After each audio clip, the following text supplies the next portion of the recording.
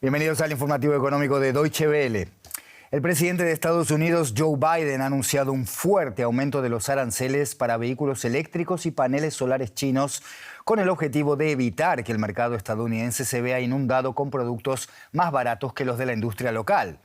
Los vehículos eléctricos chinos estarán sujetos a un arancel del 100%, 4 veces superior al actual de 25%. El gobierno de Biden busca así contrarrestar prácticas y subsidios por parte de China que califica como desleales. Es probable que esta medida avive las tensiones comerciales entre las dos mayores economías del mundo.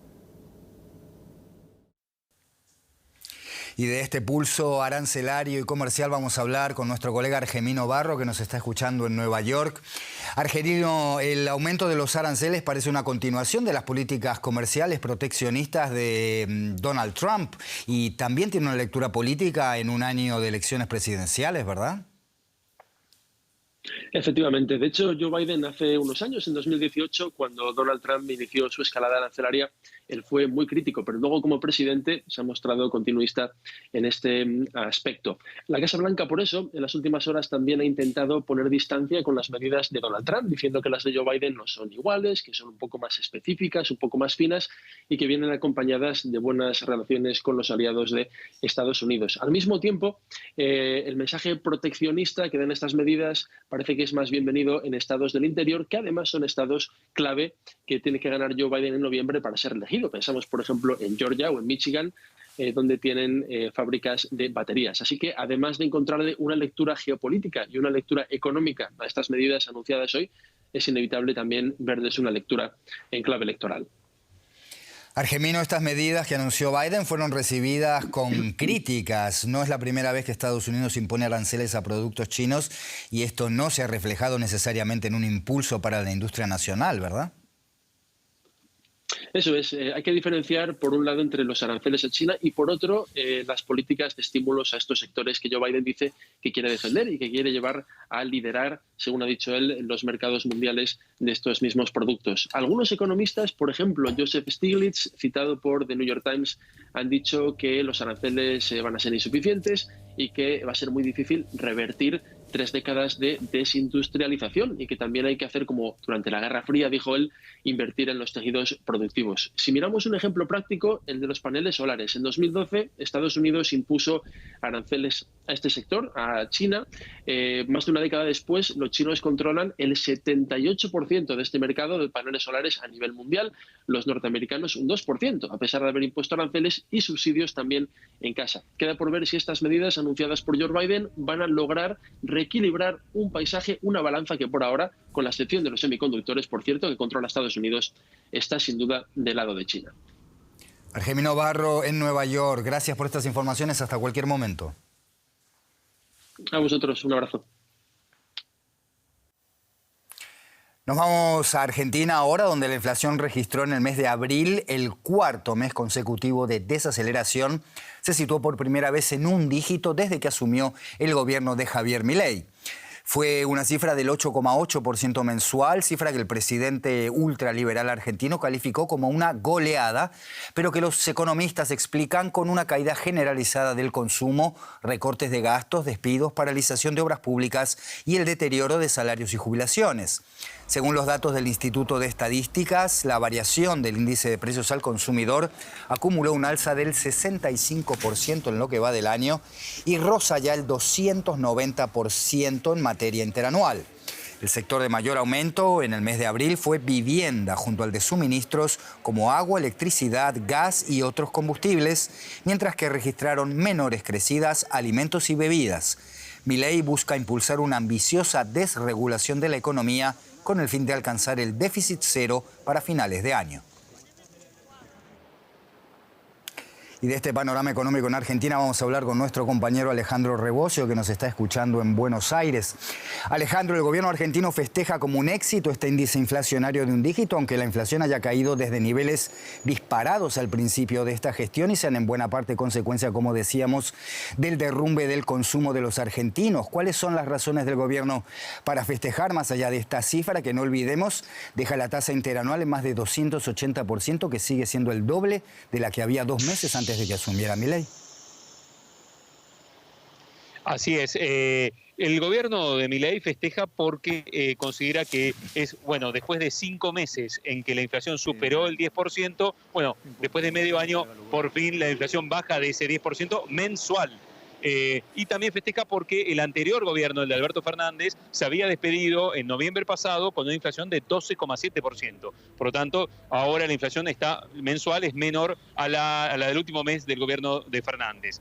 Después, claro, en diciembre arrancó el gobierno de Milei duplicando la inflación heredada, subiéndola al 25%, con el argumento de que había que sincerar el precio del dólar. Y claro, la devaluación del peso provocó un gran impacto en los precios de toda la economía, y después de ese 25% de diciembre, poco a poco fue bajando hasta este 8,8% de abril, y eso también es lo que festeja el gobierno. La pregunta es si este descenso de la inflación es sustentable en el tiempo y si es sustentable por las medidas que debió tomar para lograrlo. Un fuerte ajuste fiscal, monetario, cambiario, que ha deteriorado el poder adquisitivo de la gente, ha llevado a la economía a una depresión y ha empezado a crecer también el desempleo.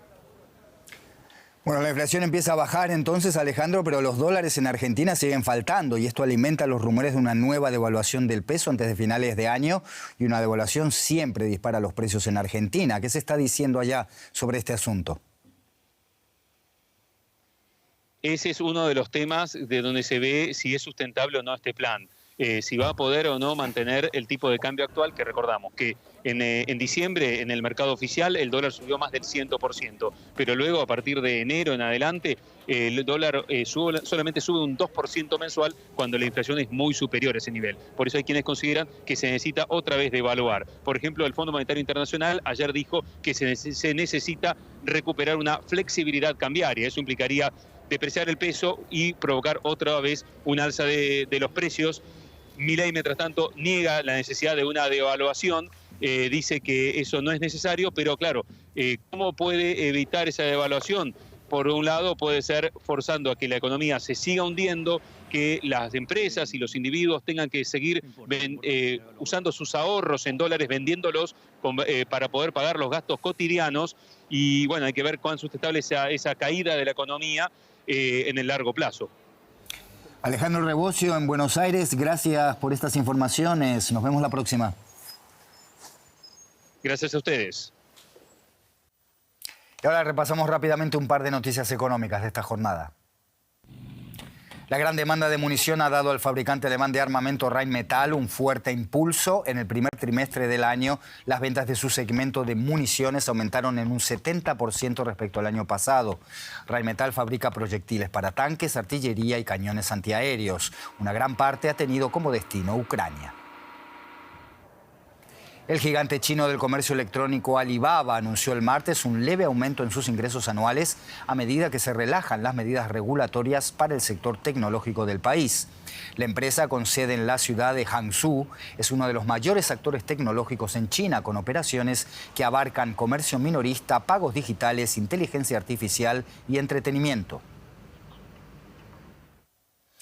El grupo minero Anglo American quiere evitar una adquisición multimillonaria por parte de su rival australiana BHP y está evaluando una escisión de sus negocios con este objetivo.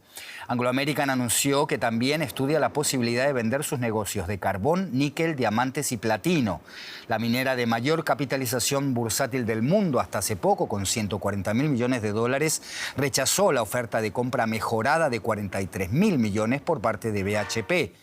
La transacción sería una de las mayores adquisiciones del sector en años, creando además el mayor grupo minero de cobre del mundo, que representaría cerca del 10% de la explotación global del mineral. Tira y afloja entre dos gigantes de la minería una oferta de compra en la que América Latina tiene un papel relevante, y lo vamos a ver con nuestro compañero en la Bolsa de Frankfurt, José David Navarro. José, estamos hablando de dos colosos de la minería, pero Anglo American no quiere aceptar esta oferta de compra de BHP. Contanos por qué y qué importancia tiene que haya anunciado la mayor reestructuración de su historia. Hola Andrés, ¿qué tal? Para Anglo American, las dos ofertas que hasta el momento ha hecho BHP no son suficientes, quiere más dinero sobre la mesa. De hecho, el director ejecutivo de Anglo American apuntaba que con esta reestructuración conseguirán que en el 2025 el valor de la empresa sea aún mucho mayor, ¿no? Y sobre todo algunos medios apuntan a que en este tira y afloja podrían participar ahora otras empresas que también pusieran su oferta sobre la mesa, como por ejemplo Glencore. Estamos Andrés, viendo los primeros pasos o los cambios en el primer eslabón de una cadena que se va a ir transformando en todos sus niveles debido a la necesidad de minerales estratégicos y al cambio, ¿no?, hacia energías más limpias. En el caso de Anglo American, a pesar de que sus raíces están en Sudáfrica, para evitar un mayor enfado de los accionistas ante ofertas que son más atractivas en cuanto al precio de las acciones, ha decidido, como apuntabais, esa reestructuración que le aleja un poco del negocio de los diamantes y del platino en Sudáfrica. José, el cobre es el mineral prioritario en esta operación. ¿Qué relevancia tiene en la fusión o en la reestructuración, perdón, de Anglo American las minas de Chile y Perú, que son propiedad de esta compañía? Muchísima, Andrés. De hecho, se cree que es la clave, ¿no?, el principal motivo por el que Anglo American lleva a cabo esta reestructuración, precisamente para centrarse más en el negocio del cobre, que efectivamente está sobre todo concentrado en Chile y también en Perú. La joya de la corona sería la mina de Collahuasi en Chile, donde Anglo American tiene el 44%, y ahí es donde querría formar más parte BHP, sobre todo considerando que la demanda de cobre se va a duplicar para el 2035 y porque estas minas ubicadas en América Latina, Andrés, son minas que ya están en activo con grandes reservas y donde hay mayor estabilidad política que la que pueden encontrar estos gigantes de la minería en otras partes del mundo. José David Navarro en la Bolsa de Frankfurt, gracias. Volvemos a hablar en cualquier momento. Esta fue la economía por el momento. Nos vemos la próxima.